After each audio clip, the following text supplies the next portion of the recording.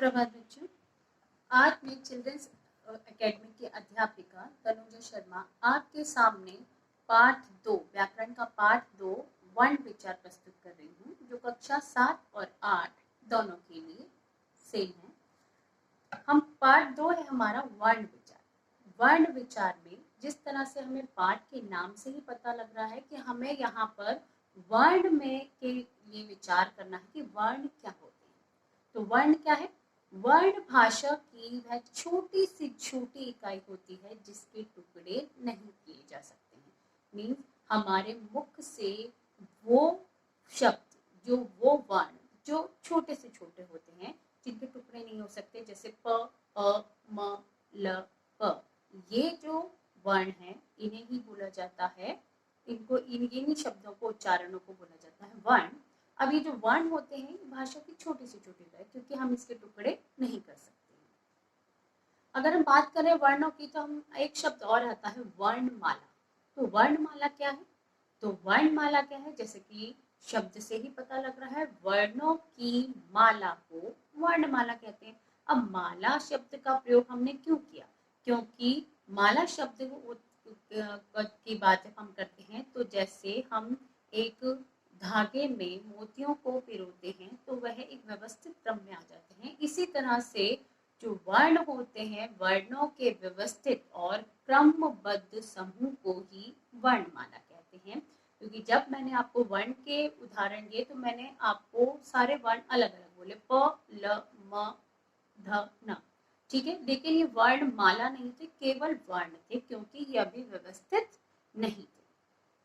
वर्णमाला में हर जो वर्ण होता है वो व्यवस्थित होता है, एक सीक्वेंस में होता है, जैसे हम क्रमबद्ध होता है, वो क्रम में आते हैं, इसलिए उन्हें बोला जाता है वर्णमाला।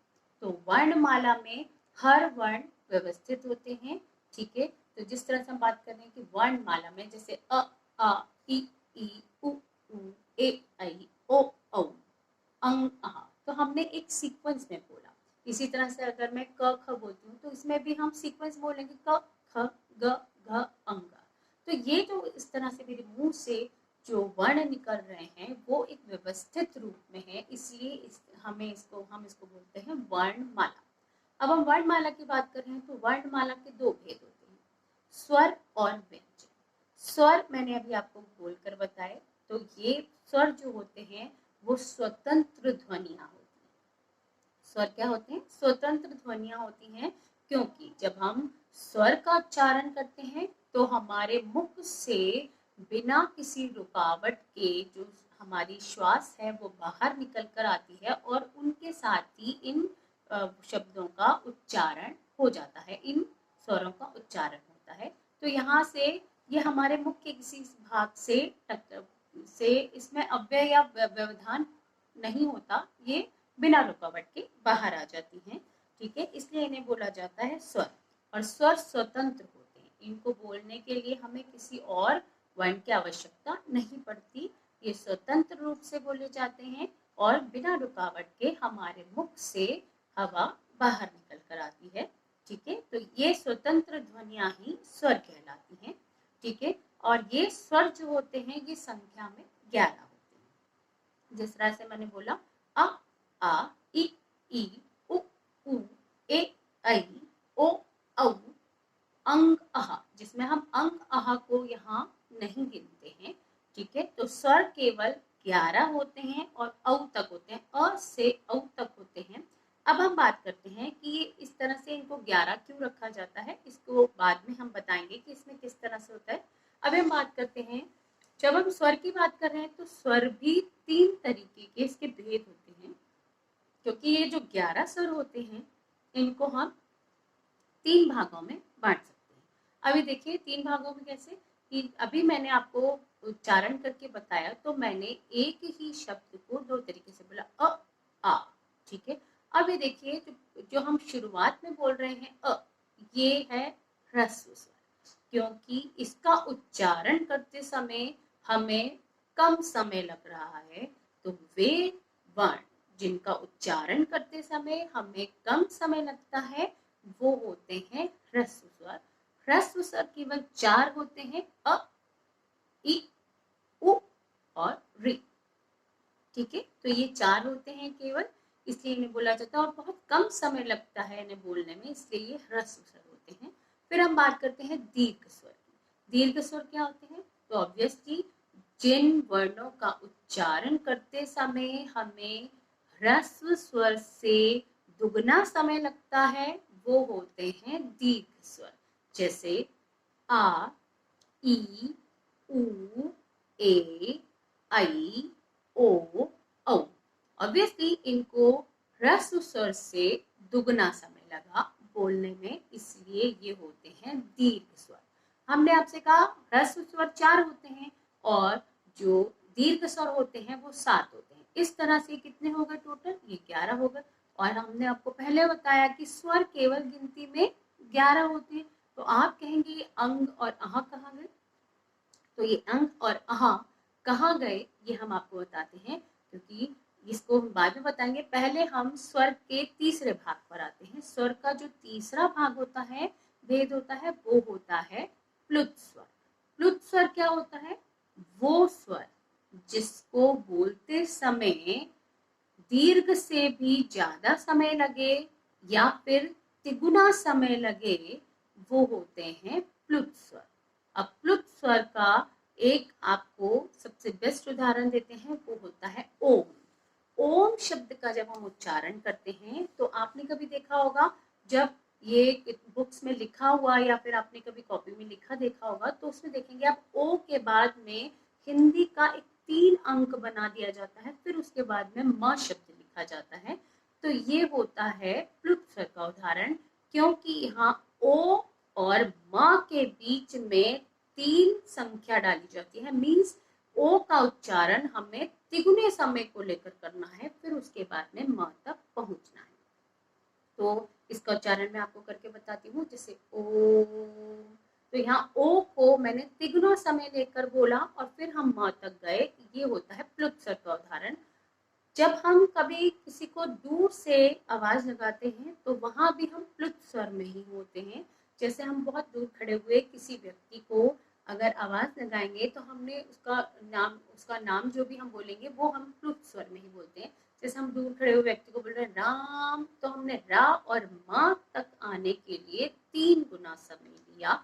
र को हमने 3 गुना समय दिया और फिर हम मा तक गए, तो ये होता है प्लुत स्वर के उदाहरण। ठीक है, अब हम बात करते हैं अयोगवा की। अभी मैंने कहा कि मैं स्वर जो होते हैं वो 11 होते हैं और अ से औ तक हमने 11 स्वरों को भागों में बांट दिया। लेकिन अभी अंग और आह कहाँ जाएंगे? तो अंग और आह कहाँ जाते हैं? अंग और आह अ से ही बनी हुई ध्वनियां होती हैं, क्योंकि अंग और आह बिना अ के नहीं बोले जा सकते। इसलिए अ स्वर की सहायता से ही बोले जाने के कारण इनको एक अलग वर्गीकरण में रखा जाता है, एक अलग कैटेगरी में रखा जाता है, वो होती है अयोगवाह। और अयोगवाह स्वर और व्यंजन के योग से बनी वो ध्वनियां हैं, या फिर हम कहें अस्वर के योग से बनी हुई वे ध्वनि है जिसको बोलते में हमें अ की आवश्यकता पड़ती है। इसलिए हमने इसको नाम दिया अयोगवाह। मीन्स अ के योग से वहन किया गया, बोला गया, वो होता है अयोगवाह। ठीक है, तो अंग और अह दोनों ही अयोगवाह के उदाहरण होते हैं। और वे देखिए अयोगवाह को जिस तरह से हमने कहा अंग और अह, अब ये अह जो होता है वो मोस्टली हिंदी में कम प्रयोग होता है, लेकिन ये संस्कृत में ज्यादातर प्रयोग होता है। संस्कृत से जो शब्द हिंदी में आते हैं वो उन्हीं शब्दों में हम विसर्ग का प्रयोग करते हैं। बहुत कम शब्दों में हिंदी में विसर्ग का प्रयोग होता है, लेकिन हम अनुस्वार में 2 शब्दों को लेते हैं, अयोगवाह में 2 शब्दों को लेते हैं, अनुस्वार और अनुनासिक। अब अनुस्वार क्या है? जब हम व्यंजनों के ऊपर केवल एक बिंदी का प्रयोग करते हैं तो वो होता है अनुस्वार। ठीक है, और जब हम व्यंजनों के ऊपर चंद्र के साथ में बिंदु का प्रयोग करते हैं तो वो होते हैं अनुनासिक। ठीक है, अब देखते हैं अनुस्वार की बात करते हैं। अनुस्वार क्या होते हैं? जब हम किसी व्यंजन के ऊपर बिंदु का प्रयोग कर रहे हैं वो अनुस्वार होते हैं। इन्हें में नासिक के भी होते हैं। नासिक के क्यों मीन्स क्यों? क्योंकि जब हम इनका उच्चारण करते हैं तो इसमें जो हवा है वो हमारे नाक से बाहर निकलती है, इसीलिए इन वर्णों को नासिके भी कहा जाता है। जैसे कंगन, पतंग, पंगा, बंदर, ये सारे शब्द जो हैं वो अनुस्वार के उदाहरण हैं। अब हम बात करते हैं अनुनासिक की। अनुनासिक जो स्वर मुख और नाक दोनों के से बोले जाते हैं वो ही अनुनासिक होते हैं। इसलिए अनुनासिक में हमेशा बिंदु के साथ में चंद्र का भी प्रयोग किया जाता है, क्योंकि जब हम इसका उच्चारण करते हैं तो जो हमारे मुख से निकलने वाली हवा है वो हमारे नाक और हमारे मुंह दोनों की सहायता से बाहर निकलती है, इसलिए उन्हें हम अनुनासिक बोलते हैं। और वो चंद्र बिंदु का वहां प्रयोग करते हैं। जैसे माँ, माँ शब्द को बोलते में आपकी नाक और मुख दोनों से हवा एक साथ बाहर निकलती है, इसलिए वह अनुनासिक होते हैं। कांपना, भांपना, जांचना, ठीक है, माँ, ये सारे शब्द किसके उदाहरण है? अनुनासिक के उदाहरण है। ठीक है, अब हम बात करते हैं व्यंजन की, क्योंकि वर्ण का जो दूसरा भेद होता है वो होता है व्यंजन। तो हमने स्वर के सारे व्यंजन, उसके सारे व्यंजनों को समझ लिया, स्वर को सारा अच्छे से समझ लिया कि स्वर के 3 भेद होते हैं। ठीक है, और फिर अयोगवाह, हम जो लास्ट के 2 वर्ण होते हैं अयोगवाह, उनको अलग कैटेगरी में रखते हैं। अब हम व्यंजनों पे आते हैं। व्यंजन की बात करें तो जिन वर्णों के उच्चारण में हमारी सांस मुख के किसी ना किसी भाग को छूकर बाहर निकलती है या किसी अवयव से बाधित होती है, हमारे मुख के किसी ना किसी भाग से जब बाधित होकर बाहर निकलती है, वो व्यंजन कहलाते हैं। व्यंजन हमेशा स्वर की सहायता से ही बोले जाते हैं। ठीक है, अब देखिए, ये मूल रूप से व्यंजन जो होते हैं ये केवल 33 होते हैं। ठीक है, मूल जो व्यंजन होते हैं ये केवल 33 होते हैं, बाकी को हम अन्य अन्य व्यंजन बोलते हैं और संयुक्त व्यंजन बोलते हैं। अब हम बात करते हैं पहले व्यंजन की। अब ये व्यंजन जब हम कह रहे हैं कि ये व्यंजन क्या होते हैं, तो यहाँ पे व्यंजन जो होते हैं ये हमेशा स्वर की सहायता से ही बोले जा सकते हैं, ये स्वतंत्र नहीं होते। जिस तरह से हम व्यंजन कहेंगे क, ख, ग, घ, अंग। अब ये देखिए, ये क जो है ये अभी बहुत छोटी ध्वनि है, जब तक मैं इसमें अ का प्रयोग नहीं करूंगी ये पूर्ण नहीं होगा, ये अभी आधा है। जब क के नीचे हलंत होता है, ख के नीचे हलंत होता है, इसका अर्थ है कि ये व्यंजन अभी आधे हैं। जब तक मैं इसका हलंत में अ का प्रयोग नहीं करूंगी तब तक ये पूरा नहीं बनेगा। तो ये होते हैं, इस तरह से हम हर व्यंजन के उच्चारण के लिए हमें स्वर की आवश्यकता होती है। ठीक है, अब हम इसका एक उदाहरण आपको देते हैं, क्योंकि अगर मैं क शब्द को लेती हूँ, व्यंजन को लेती हूँ, इसको बोलते समय हम अ की ध्वनि को जब जोड़ते हैं तो ये पूरा बनता है क। इसी तरह से अगर मैं आ को जोड़ देती हूँ तो ये बनता है क। अब मैं आपको खड़ी बोली के रूप में बताती हूँ, क, का, ख, क, का, की, कु, के, कई, को, कऊ, कं, कहा। इस तरह से मैंने क व्यंजन से के साथ में सारे स्वरों का प्रयोग किया है, तो ये होता है हमारा खड़ी बोली। इसी तरह से मैं ख के साथ में भी इसका प्रयोग कर सकती हूँ, ख, खा, खी, खू, खू, खे, खई, खो, खऊ, खं, खा। ठीक है, इस तरह से हर व्यंजन को स्वर की सहायता से ही बोला जाता है। ठीक है, अभी मैंने आपको बताया व्यंजन मूलतः या मुख्यतः केवल 33 होते हैं। ठीक है, इनके साथ में अन्य जो व्यंजन आते हैं ढ और ण। ठीक है, और उसके साथ में 4 हमारे संयुक्त व्यंजन होते हैं, इनको हम अलग कैटेगरी में रखते हैं, इसके बारे में बात करते हैं। लेकिन इससे पहले हम बताते हैं कि व्यंजन को हम किस तरह से वर्गीकृत करते हैं। व्यंजनों के को वर्गीकृत करने के लिए हमने कहा, जिस तरह से हमने स्वर को अलग अलग उच्चारण के रूप में अलग अलग तरीके से बांटा था, इसी तरह से व्यंजन को भी हम स्पर्श के अनुसार, हमारे मुख में स्पर्श के अनुसार हम अलग अलग कैटेगरीज में बांटते हैं। अब बात करते हैं क वर्ग की, क्योंकि जब हम पूरा व्यंजन बोलते हैं, व्यंजन माला को बोलते हैं, तो हम उसमें अलग अलग वर्ग देखते हैं। जैसे क वर्ग में 5 वर्ण होते हैं, क, ख ग घ अंगा। अब हम बात करें क की। अभी देखो ये हमने क वर्ग को दिए, ये 5 वर्ण ये क वर्ग के होते हैं क्योंकि इनके उच्चारण में हमारा उच्चारण स्थान एक ही होता है। उच्चारण स्थान मीन्स जब हमने क वर्ग के सारे पांचों व्यंजनों को बोला तो हमने कहा क ख ग घ अंगा। अब यहाँ पर जो हमारे 5 वर्ण हैं ये इनको बोलते समय हमारे मुख का कौन सा वाला भाग सबसे ज्यादा बाधित हुआ, वो हुआ कंठ। इसलिए ये कंठ की सहायता से बोले जा रहे हैं, इसलिए क वर्ग को कंठव्य बोला जाता है क्योंकि कंठ की सहायता से बोले जा रहे हैं। अब हम बात करते हैं च वर्ग की। च वर्ग में भी 5 व्यंजन होते हैं, च छ ज झ इया।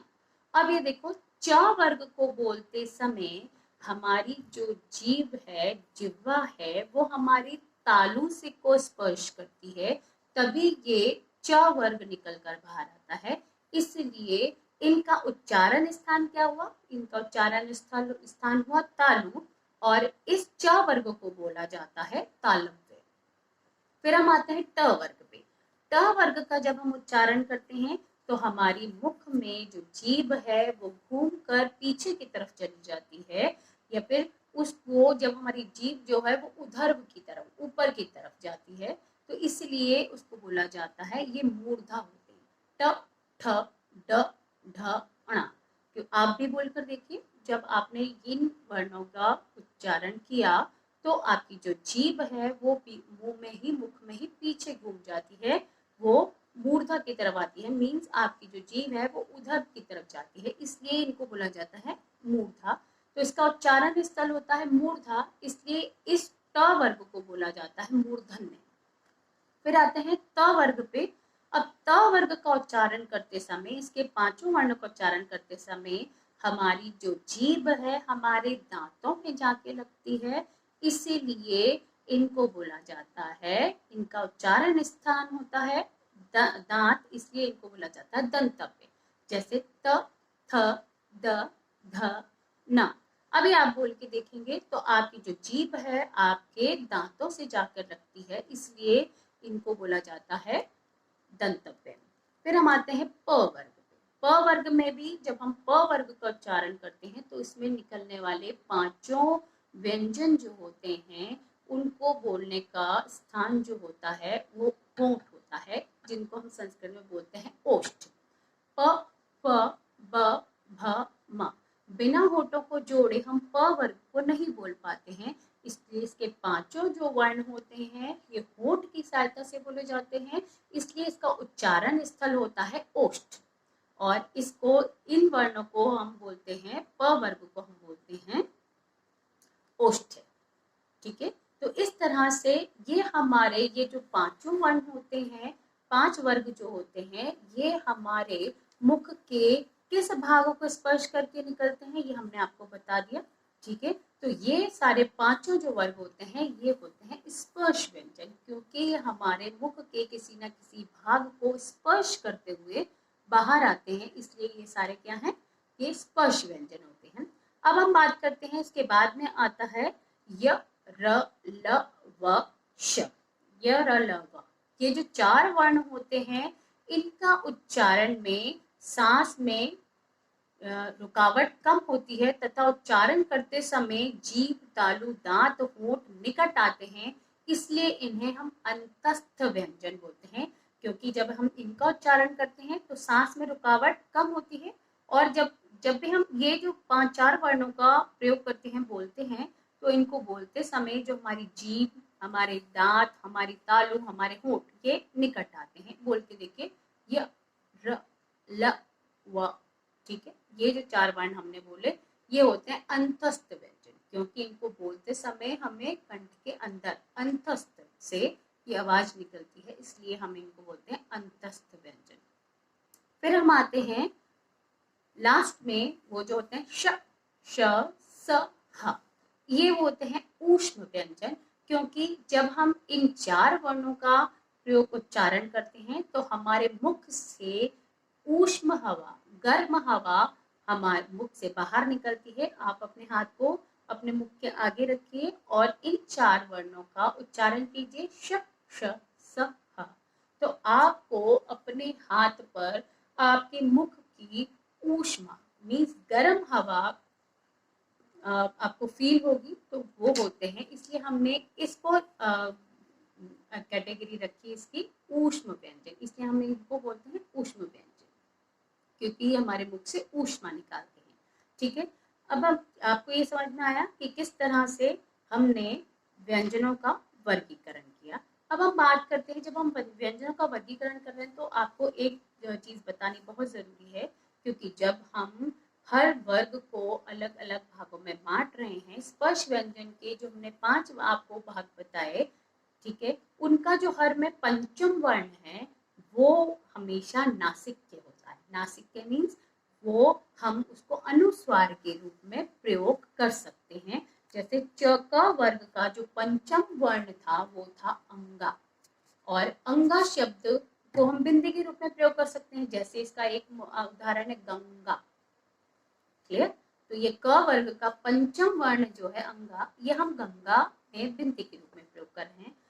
च वर्ग का जो पंचम वर्ण है या, ठीक है, वो हम चंचल, वहां पंचम वर्ण है या, और इसको हम बिंदु के रूप में अनुस्वार के रूप में प्रयोग कर सकते हैं। इसी तरह से ट वर्ग का पंचम वर्ण है ण, तो ये डंडा। ठीक है, तो अब यहाँ पे ये अणा भी हम बिंदु के रूप में अनुस्वार के रूप में प्रयोग कर रहे हैं। फिर है त वर्ग का पंचम वर्ण है न, न पंगा। अब यहाँ पे हम इसमें भी उसको हम अनुस्वार के रूप में प्रयोग कर रहे हैं। और प वर्ग का पंचम वर्ण है म, हमने बोला संबंध, तो संबंध में स के ऊपर हम अनुस्वार का प्रयोग हम अनुस्वार के रूप में कर रहे हैं। तो ये पंचम वर्ण को नासिक्य भी बोलते हैं, क्योंकि ये नाक से निकल रहे हैं, और नाक से निकलने वाली हवा को हम क्या बोलते हैं, हमेशा अनुस्वार बोलते हैं, इसलिए हम इनको अनुस्वार भी बोलते हैं। ठीक है, अब हम बता रहे हैं आपको कि व्यंजन मुख्यतः 33 होते हैं। ठीक है, अब ये देखते हैं कि 33 के बाद में अभी आप कहेंगे मैम व्यंजन माला तो अभी पूरी नहीं हुई है, क्योंकि हमने केवल ह तक ही लिया है, अभी तो शत्रज्ञ बाकी है। तो अब ये जो शत्रज्ञ और श्र होते हैं, ये हम इनको अलग कैटेगरी में रखते हैं, ये होते हैं संयुक्त व्यंजन, क्योंकि ये दो व्यंजनों के योग से ही बनते हैं, इसलिए हम इसको मुख्य व्यंजनों में नहीं लेते हैं, क्योंकि ये दोबारा से रिपीटेशन हो रहा है, क्योंकि ये दो व्यंजनों का योग है, इसलिए ये संयुक्त व्यंजन है। जिस तरह से श, श में दो व्यंजनों का प्रयोग हो रहा है, क जमा श, क और श को जोड़ेंगे तो क्ष बनेगा। ठीक है, त्र में त और र को जोड़ेंगे तो त्र शब्द बनता है। ज्ञ में ज और य को जोड़ते हैं तो ज्ञ शब्द बनता है। हिंदी में इसका उच्चारण को हम ज और य के योग को हम ज्ञ बोलते हैं। ठीक है, फिर श्र, तो श्र के लिए दो व्यंजनों का प्रयोग हो रहा है, श जमा र। ठीक है, तो इसलिए ये संयुक्त व्यंजन है, क्योंकि ये दो व्यंजनों के योग से बन रहे हैं, इसलिए ये संयुक्त व्यंजन कहलाते हैं। ठीक है, तो ये अलग होते हैं, 33 से अलग होते हैं। ठीक है, और अब हम बताते हैं आपको अन्य दो व्यंजन और होते हैं, क्योंकि हिंदी में इनका प्रयोग बहुत होता है, इसलिए जब ड़ और ढ के बीच नीचे हम बिंदी लगाते हैं तो अणा और ड़ का शब्द का प्रयोग हो जाता है। ठीक है, और हिंदी में बहुत सारे शब्दों में इनका प्रयोग किया जाता है, इसलिए हमने हिंदी में वर्णमाला में इनको भी जोड़ा गया है, इसलिए ये होते हैं अन्य व्यंजन ण और ढ, जैसे बाढ़, पढ़ाई, ठीक है, लड़ाई, कड़ाई। तो यहाँ पे ड के नीचे बिंदु और ण के नीचे बिंदु का प्रयोग किया गया है, तो इसलिए ये होते हैं अन्य व्यंजन। इसी तरह से हिंदी में आगत व्यंजनों का भी प्रयोग होता है। आगत व्यंजन मीन्स जो दूसरी भाषाओं से हमारी हिंदी में सम्मिलित किए गए हैं, वो आगत व्यंजन होते हैं। जिस तरह से ज और फ, ज के नीचे जब हम नुक्ता लगाते हैं, बिंदु लगाते हैं, तो वो ज बन जाता है। जैसे मजदूर, विजन, अंग्रेजी में भी इसका प्रयोग होता है और हिंदी और फारसी में भी प्रयोग होता है। तो ये फारसी और अंग्रेजी से आए हुए शब्द हैं जो हमने अपनी हिंदी व्यंजन माला में इंक्लूड किए हैं। ठीक है, लेकिन मुख्यतः हमारे व्यंजन 33 ही होते हैं। और इस तरह से फादर, फालसा, ये जो शब्द हैं ये इंग्लिश अंग्रेजी में भी हैं। इस तरह से अ शब्द का उच्चारण, ठीक है, तो जैसे ऑल पिन, ठीक है, और ऑल इज वेल और बॉल, ये जो हम हिंदी में भी लिख देते हैं अब, लेकिन बा के ऊपर हम खाली चांद का प्रयोग करते हैं, तो ये अंग्रेजी से आया हुआ व्यंजन है जो हमने अपनी हिंदी में सम्मिलित कर लिया है। ठीक है, अब हम बात करते हैं हिंदी में र के प्रयोग की। हिंदी में जो र का प्रयोग होता है वो र एक ऐसा विशेष व्यंजन है जिसका प्रयोग हम कई तरीके से कर सकते हैं, अर्थात इसके अनेक रूप होते हैं। ठीक है, र का प्रयोग हम कहाँ कहाँ कर सकते हैं? देखो, जैसे हिंदी में पाई वाले शब्द होते हैं, पाई वाले व्यंजन जिनके नीचे एक डंडा आता है वो पाई कहलाता है। जो पाई वाले व्यंजन होते हैं अगर उनके साथ में रा का प्रयोग हो रहा है तो वहां जो रा है वो एक तिरछी लाइन के रूप में प्रयोग होता है जिसको हम बोलते हैं पदेन। जिस तरह से हम बहुत सारे शब्द हम लिखते हैं तो यहाँ र पदेन के रूप में भी प्रयोग हो सकता है, जैसे ग्राम, प्रकाश, पराशर, ठीक है, प्रकाश, प्रगम और प्रगति। यहाँ पे प जो है वो र के रूप में, पदेन के रूप में प्रयोग हो रहा है, इसलिए र को हम कई तरीके से प्रयोग कर सकते हैं। जिनके पास पाई होती है व्यंजनों में उनके साथ में र का प्रयोग हमेशा तिरछी लाइन के रूप में हो सकता है जिसे हम पदेन बोलते हैं। इसी तरह से जिन व्यंजनों में नीचे आते आते गोलाई आ जाती है, जैसे ट, ठीक है, ड, इनके नीचे गोलाई आ जाती है तो वहां पे र का प्रयोग करते समय हम एक चोंच का प्रयोग करते हैं, जैसे ट्रक, ट्राम, ट्रेन। तो यहाँ पे दो तरीके से एक वाइब्रेशन के साथ में र की साउंड आती है जो हमें चोंच के रूप में, जिनका हम प्रयोग कर सकते हैं। अब र के साथ में कोई स्वर वाला व्यंजन आता है तो र उस व्यंजन के ऊपर लगता है। अब र के साथ में कोई स्वर वाला व्यंजन आ गया, ठीक है, तो वहां र पर जो र होता है वो व्यंजन के ऊपर लगता है जिसे हम कहते हैं रे। ठीक है, अब ये देखो, गर्मी, गर्मी म के पास में स्वर आ गया, मात्रा आ गई, इसलिए यहाँ पर जो र है वो रेप के रूप में, ठीक है, एक गोलाकार रेप के रूप में ऊपर चढ़ जाता है जिसे हम बोलते हैं, ठीक है, र, ये होता है रेप का रूप इसमें। अब गर्मी, सर्दी, कर्म, धर्म, शर्म, यहाँ पर जो रेप है वो ऊपर चढ़ा, इसलिए यहाँ पे इसको बोला जाएगा कि ये रेप बन गया। अब र की स के साथ में हमेशा र का जो प्रयोग होता है वो हमेशा स्त्र शब्द को बनाता है, लेकिन कई बार विद्यार्थी शब्द को गलत पढ़ते हैं, जैसे हम आधा सा लिखेंगे, ठीक है, स के साथ में नीचे हम पदेन लगाएंगे तो वो बनता है स्र। लेकिन कई बार हमने एक शब्द देखा है स्रोत, जिसको बच्चे बोलते हैं स्त्रोत, वो स्त्रोत शब्द नहीं होता, वहां पे स के नीचे पदेन के रूप में र का प्रयोग हो रहा है, इसलिए वो होता है स्रोत।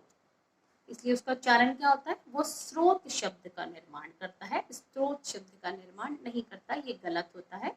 ठीक है, अब इसी तरह से ग के साथ में भी पदेन लगता है तो वो क्या बना देगा? ग्र। अब इसी तरह से ग के साथ में री शब्द का प्रयोग करते हैं तो हम बोलते हैं उसको ग्री। अब यहाँ भी बच्चे बहुत बार गड़बड़ करते हैं, क्योंकि अगर हम ग के साथ में पदेन र का प्रयोग कर रहे हैं तो वहां पे पदेन का प्रयोग करते हैं तो वो बनता ग्रह, और अगर हम ग के साथ में री स्वर का प्रयोग करते हैं तो वो बनता गृह।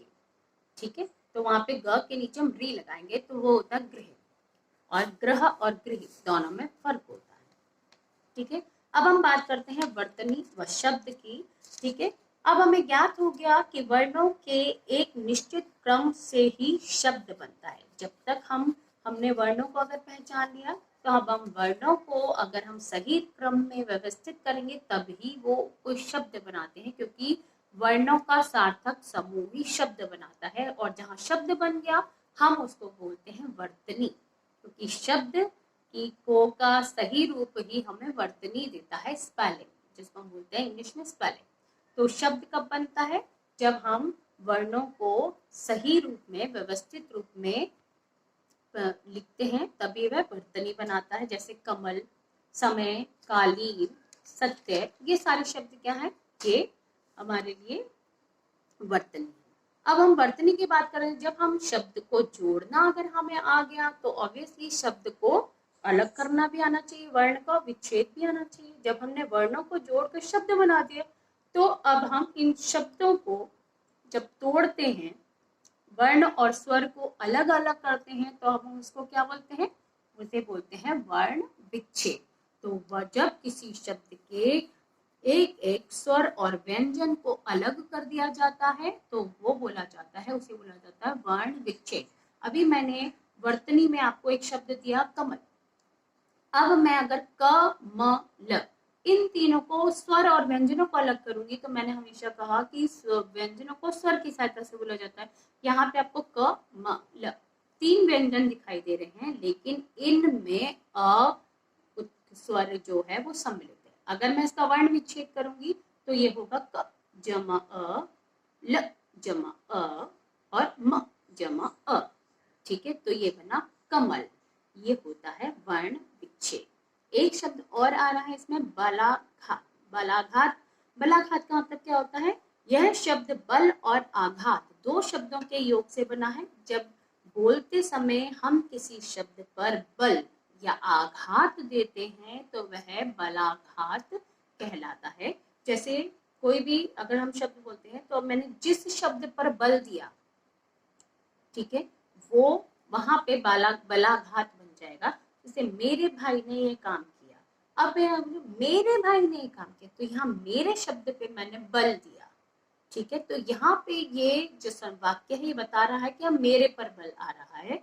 और अगर मैं यहाँ पे किसी दूसरे शब्द पर अगर बल देती हूँ, मेरे भाई ने ये किया, तो मैंने भाई शब्द पे बल दिया। यहाँ भाई शब्द पे बल और आघात देने का मतलब है कि केवल किसी ने और किसी और ने नहीं, केवल मेरे भाई ने ही ऐसा काम किया। तो ये होते हैं जब हम किसी शब्द के उच्चारण पर बल देते हैं तो वह बलाघात कहलाता है।